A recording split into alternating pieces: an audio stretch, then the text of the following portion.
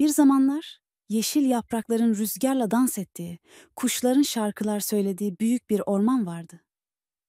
Orman, tüm canlıların huzur içinde yaşadığı büyüleyici bir yerdir. Ancak bu ormanın bir sırrı vardı. Orman, gizemli bir şekilde konuşabiliyordu. Ormanın her köşesi farklı bir sesle yankılanırdı.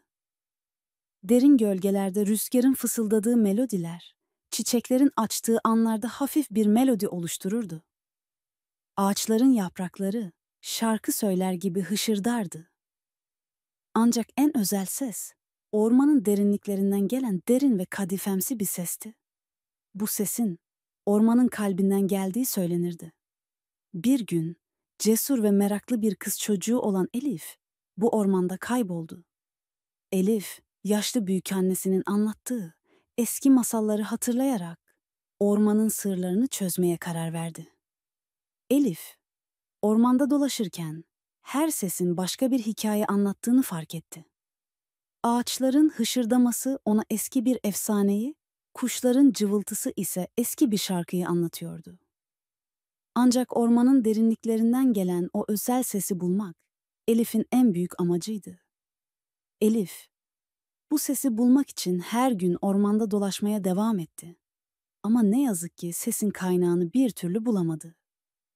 Bir gün, Elif ormanın derinliklerinde yürürken, karşısına yaşlı bir kaplumbağa çıktı.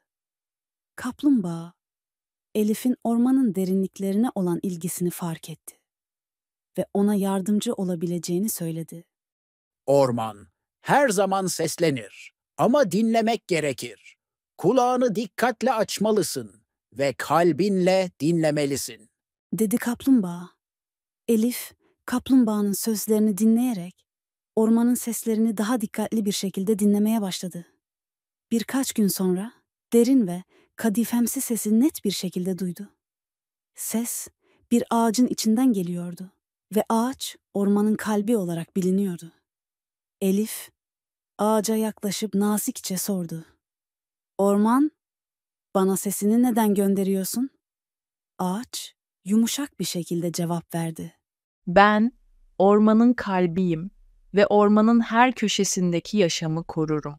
Senin merakın ve cesaretin bu ormanın bir parçası olmaya uygun olduğunu gösterdi. Bu yüzden seni ödüllendirmek istiyorum. Ağaç, Elif'e ormanın en güzel çiçeklerinden bir buket verdi.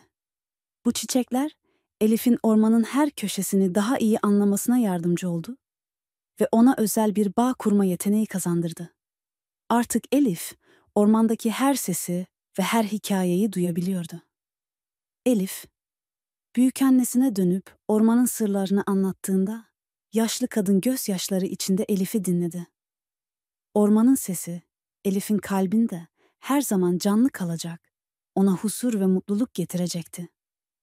Ve böylece Elif ve orman arasındaki bu özel bağ zamanla nesilden nesile aktarıldı. Orman, Elif'in sayesinde daha da büyüdü ve her zamankinden daha güçlü bir şekilde yaşandı.